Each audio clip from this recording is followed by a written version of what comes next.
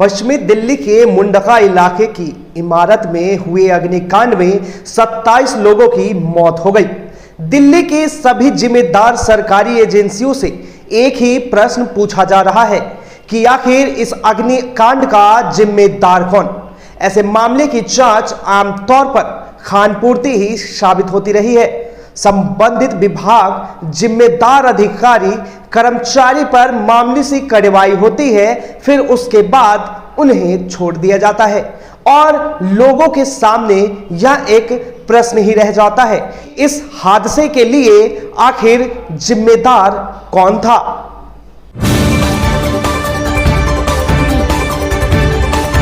आप देख रहे हैं अखबार। नमस्कार, आप देख रहे हैं अखबार और मैं आपके साथ विनायक कुमार। दिल्ली में जिस तरह से अग्निकांड हुआ उसे देखते हुए दिल्ली सरकार और उत्तरी दिल्ली नगर निगम ने जांच के आदेश दे दिए हैं। वहीं संबंधित सरकारी एजेंसियों से आरोप प्रत्यारोप का दौर भी शुरू हो चुका है। जानकारों का कहना है कि दिल्ली नगर निगम के इलाके में आने वाली किसी भी लाल डोरे क्षेत्र में यदि कोई इमारत बनाई जाती है तो उसका सबसे पहले नक्शा पास करवाया जाता है। नक्शे में यह भी रेखांकित करना होता है कि अगर आग या किसी अन्य आपदा की स्थिति में बचाव के रास्ते होंगे तो वो कहां होंगे। इमारत बन जाने के बाद अग्निशमन विभाग से फायर एनओसी हासिल करने के लिए इमारत का फायर सेफ्टी ऑडिट कराना होता है।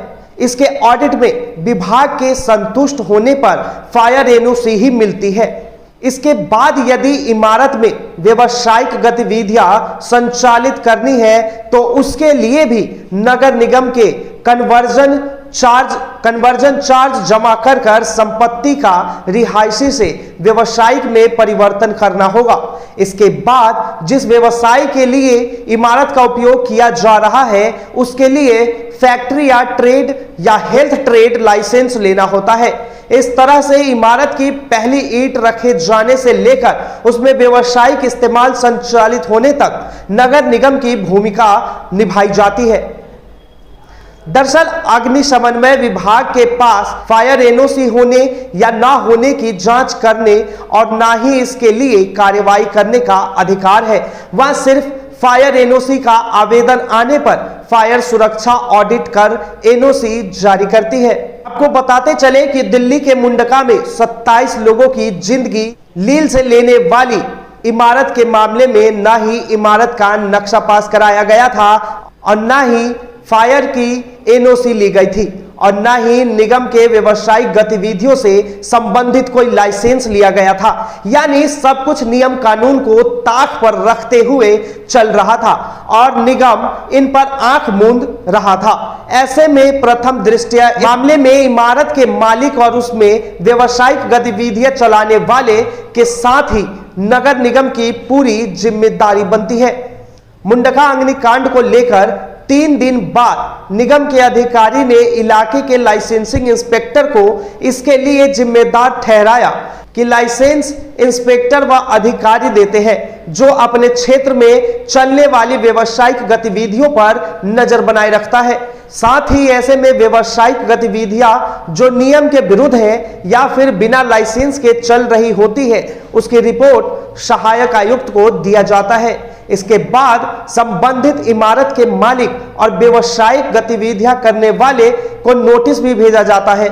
अगर नोटिस का जवाब संतोषजनक न होने पर सीलिंग की कार्रवाई की जाती है। इस क्षेत्र में लाइसेंसिंग इंस्पेक्टर के रूप में संदीप कुमार करीब 3 साल से काम कर रहे थे, जिनका तबादला बीते दिनों हिंदू राव अस्पताल कर दिया गया था और हादसे से 10 दिन पहले इन्हें यहां से रिलीव कर दिया गया था। वहीं हादसे के दिन ही एक अन्य अधिकारी सुशील गौतम को इस क्षेत्र में लाइसेंसिंग इंस्पेक्टर के रूप में तैनात किया गया था।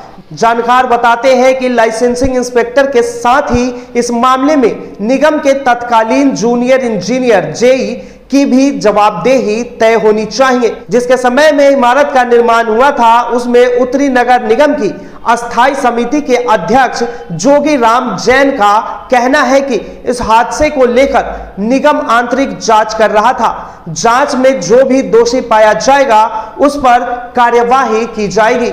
अतुल गर्ग, निर्देशक दिल्ली अग्निशमन विभाग का कहना है कि अग्निशमन विभाग की गलती तब मानी जाए जब किसी ने एनओसी के लिए विभाग में आवेदन किया हो और सभी मानदंड पूरे होने के बाद भी विभाग ने उन्हें एनओसी नहीं दी हो।